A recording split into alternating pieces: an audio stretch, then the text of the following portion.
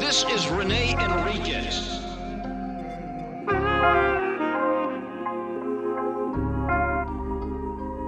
Nickname Black Hand of the Mexican Mafia. Prison gang politics.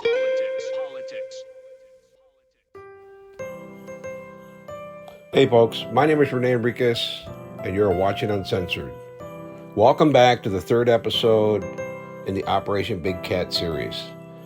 You know, we took you through a couple calls and we gave you a breakdown, but I really want to get deeper into this, right? I want to explain for anybody who missed episode 1 and 2.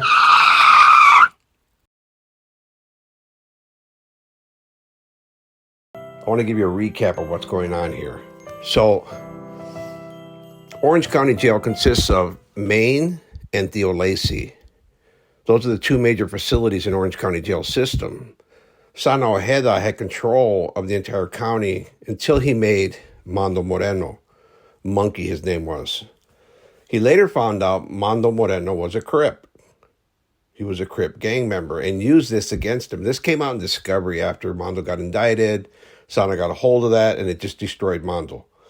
But in the interim, Mando was putting forth his mesa, and he was taking control of the county jail and pushing out Sana from all that money making.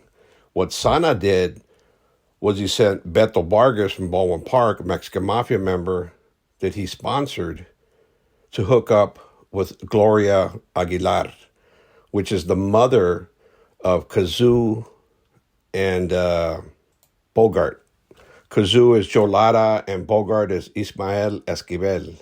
Kazoo is from F Troop, and Bogart is from Orange County Criminals. So he puts these two individuals in charge. Instead of the Carnal Beto, he puts these two individuals in charge.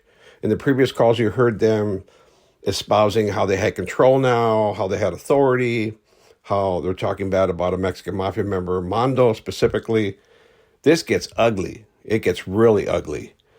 And the politics were hard, particularly for the Sureños and the camaradas that were caught between teams, between Sana's team and Mando's team.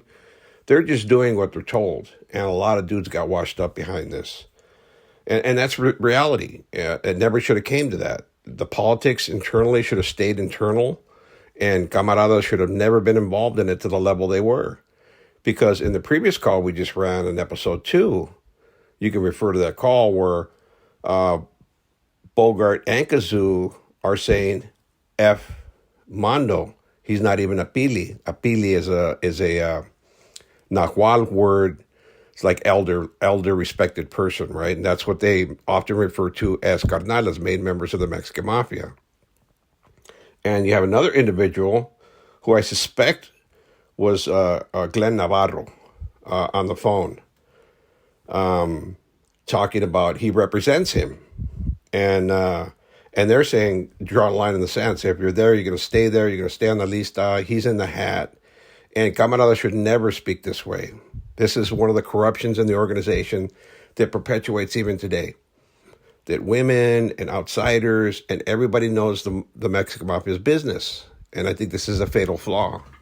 And this involved these two systems: the county jail system and Orange County Jail. And the streets, because Operation Big Cat involved extortion on the streets as well. You know, we'll run some calls for that, but for right now, I want to run this for you, this video of some of the taxation that we're doing. This is aerial surveillance. This is how deep they were on these guys. They had dudes with wires and bugs, and they were going to meetings and being recorded. In this instance, this is aerial surveillance. They had a multi-million-dollar plane up, and they were taking surveillance from over a mile away of a parking lot where an individual by the name of Butch meets somebody to collect money in a truck. In fact, I remember I did this call, and he had to borrow that truck because he didn't even have a car. This is the kind of crew that Kazoo and Bogart organized, and the lack of managerial skills on the part of Beto Vargas, the Mexican Mafia member who was put in place there to straighten up Sana's affairs. But you'll see this, and you'll see how deeply the law enforcement was embedded into this investigation and how much they knew about what was going on. I'll let you watch that now, and I'll be back to close this up in a minute. We need to go to the Rite Aid at Edinger and Bristol. That's where they're going to meet. Joe and Dylan are en route there. Hey, Butch. Yeah. Hey, ahorita va a caer my little sobrino. He's in a white car. Okay, I'm in a gray truck. Huh? You're in your gray truck, your Suburban, or what? No. I'm in a gray truck with a bunch of tires in the back. Okay. Hey, you sent them with 4 weeks? Yeah. Okay, cool. Hey, te voy a dar ahorita de 3. ¿De 3? Yeah. Okay. Okay, gracias, homeboy. Appreciate it. Órale. Okay. Bye. Joe is dispatching his nephew to make the payment, and he'll be in a white car. This 197, the truck here is black. Got a bunch of tires in the back. You cannot miss it. Okay, I got it. And we have eyes on it. Yeah, maybe I can drive by real quick and usually ID him. You guys no need. He drove right past me. It is him. I got him. ID. Hey, Grizz, you can stay in that lot and get pictures. I know we're filming it, but your telephoto lens will probably help get some facials. Looks like he's wearing a short sleeve, light colored shirt with lighter blue jeans, dark shoes. Okay, white car just showed up. Looks like a 4-door, maybe a Honda or Acura. And our guy's over to it and getting in the back driver's side seat. So the rear seat in the driver's side and even inside.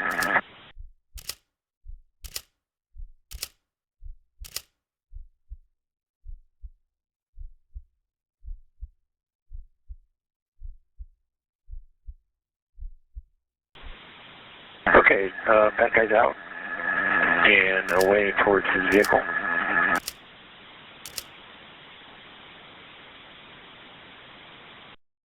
Okay, white car's backing out and staying with the primary. He's back to his car, into his door, and into the driver's seat. And the white car's out to Edinger and away at the apron now. Hello? Hey, Butch. Yeah. Hey, ¿ya estuvo? ¿Listo? Yeah. Gracias, hombre. Appreciate that. Okay. He gave me the 210 for the 3. So that was a doozy of a surveillance operation right there in Operation Big Cat. Again, they break down the call that goes in there and the aerial surveillance. They also have surveillance with telephoto lenses. They're taking still pictures, and you'll see some of those. You saw some of those in the video. But they had a complex MESA system as well that they instilled in Theo Lacy and Maine.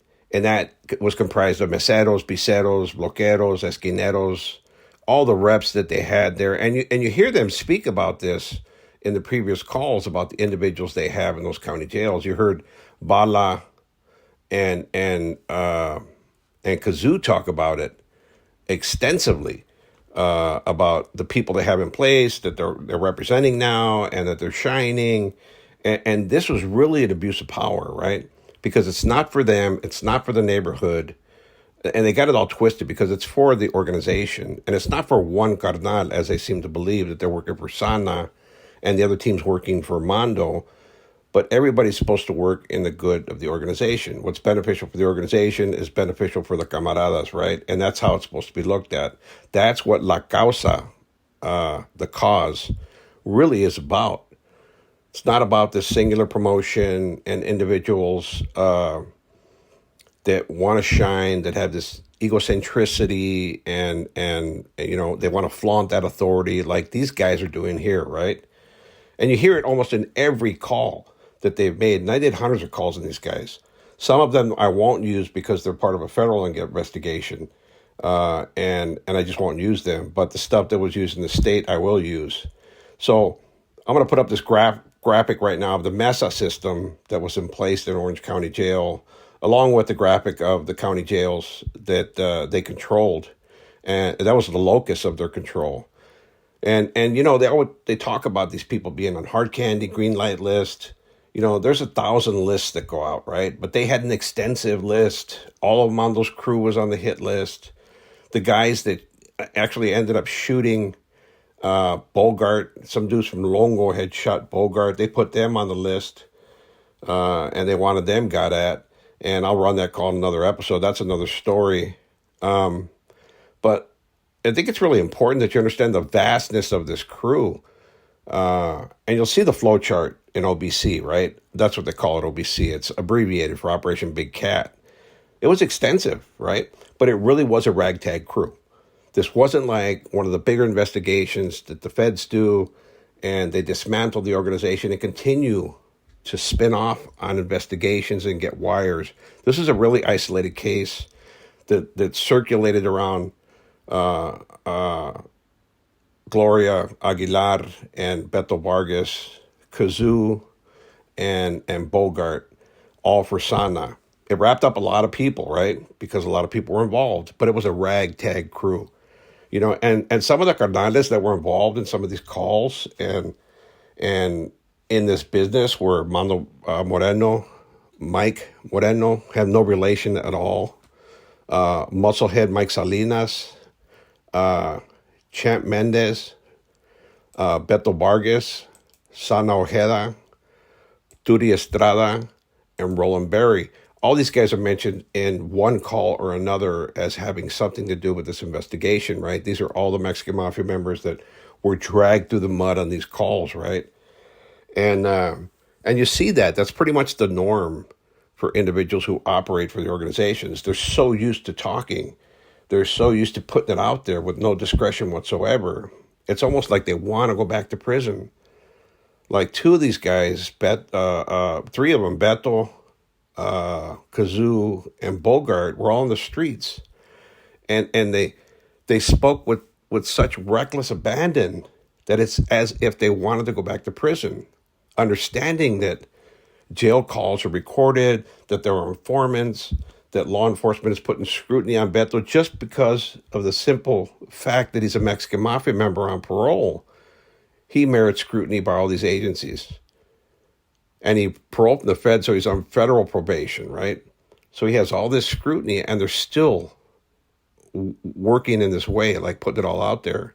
But this is a little insight into the organization that they ran, what it was behind. And we're going to get into Mando Moreno next and talk about him being a Crip.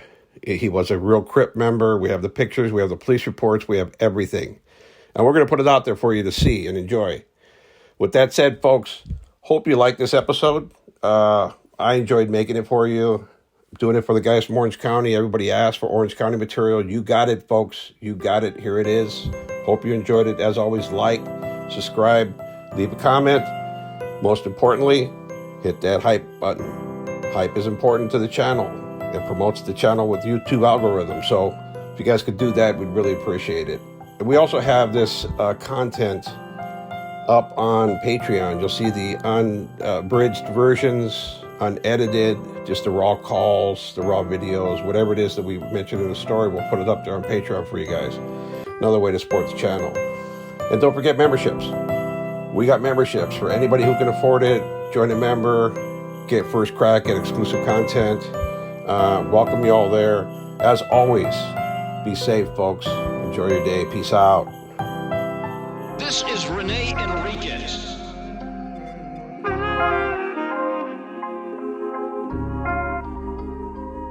Nickname Uncensored.